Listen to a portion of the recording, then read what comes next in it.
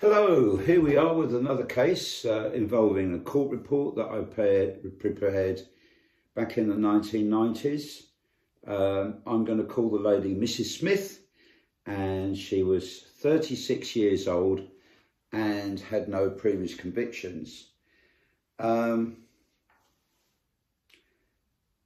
issues surrounding the offence were quite extreme actually and quite serious, but the offence itself, what happened was she was driving along, had a minor accident.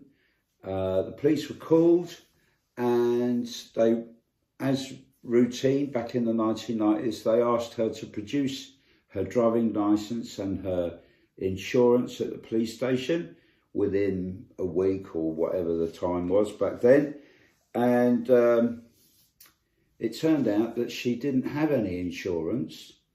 And she went home, and her husband encouraged her to fake up a document on their computer at home, and she produced a document that very closely resembled the actual real insurance document. She said she committed this offence because they didn't have enough money to renew her insurance, and she needed a car to get to and from work because they had huge debts. Quite a sophisticated offence in a way to create this realistic looking document, but very foolish because I think she would have been found out anyway, particularly when you've got an accident with another car and you're not insured. It's going to come out in the wash that you're not insured. So, bit silly really. And driving with no insurance is, I think, normally people just get a fine for that kind of offence. But to try and hoodwink the police and to create a fake document is regarded very seriously in the eyes of the law. And quite often such cases are sent up to the Crown Court.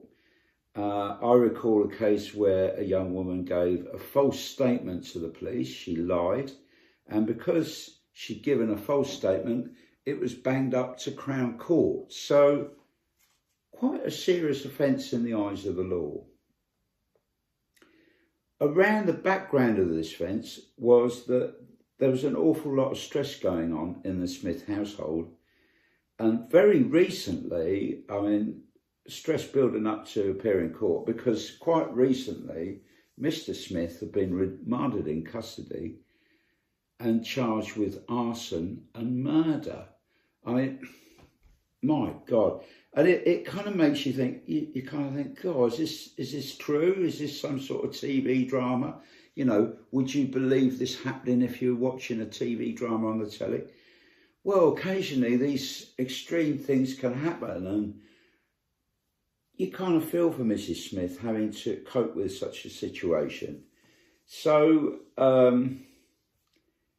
she, talking of her background, quite normal background, went to school. She did really well at typing at college and achieved distinction, very good typing skills. She did touch typing and can do shorthand. She got, after leaving college, she worked for 3 different firms and was made redundant due to financial problems at 3 different firms consecutively.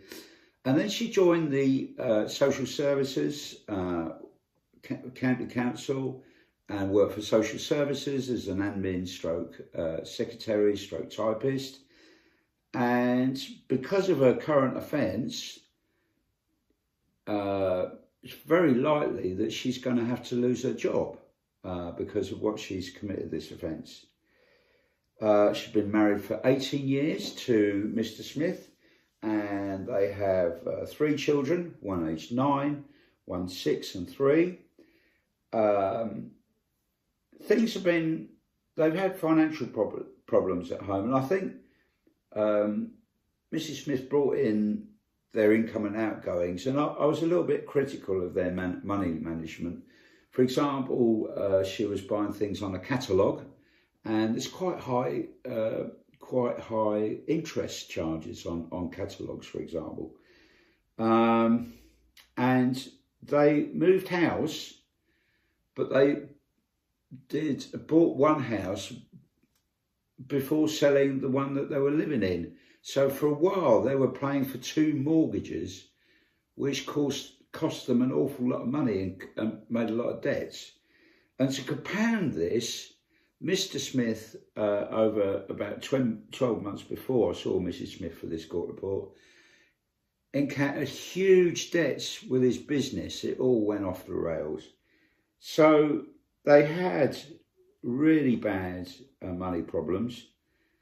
And Mrs. Smith actually showed poor judgment in committing this offence and she was genuinely sorry, but she allowed herself to be persuaded by Mr. Smith to commit this offence, and it was a bit extreme, really.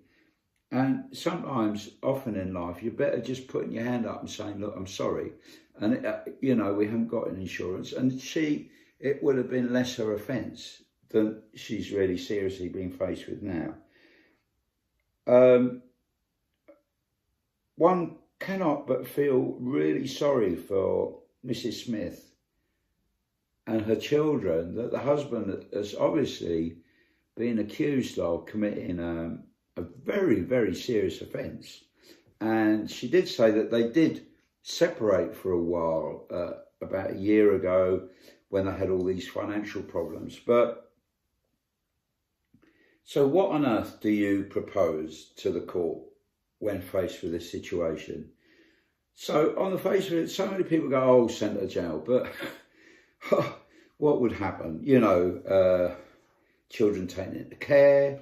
So in a way, what I proposed here was probation to help Mrs. Smith get her life back in order, to encourage her to be more assertive with people and train her in that, and to give her debt counselling and money management classes and budgeting, professional debt counselling to be dealing with that, and to make her subject to some community service so she can pay back society for the offence that she's done. But also the probation would help give her a bit of moral support during this very difficult period that she's going to be navigating very soon, not only dealing financial problems, but dealing with the court case that her husband's being faced with, and he may well be going away to jail for many years. So it's quite a big readjustment that she's being faced with. So there we go. I hope you find this interesting. It's a real life story. Obviously, I've changed some of the details. And it gives you an example, actually, of some of the offences. Men commit many more offences than women. It's rarer for women to appear in court. And when they do, often there's a man in the background, as in this case. She allowed herself to be influenced by Mr. Smith, who appears to have been quite extreme, really, quite reckless. And you kind of wonder, was there some sort of coercion in this? Did he coerce her to commit this offence? And given that they separated, I wonder, has there been some domestic violence going on? So there's quite a bit more work and investigating to do with Mrs. Smith, I think. But to help her, the whole thing is to give some sort of positive direction. She may need help to get another job, and she needs encouragement, to lead a happy and fulfilling life, really, despite all these circumstances. So there we are. I hope you found it interesting, and have a lovely day. Cheers now. Bye-bye.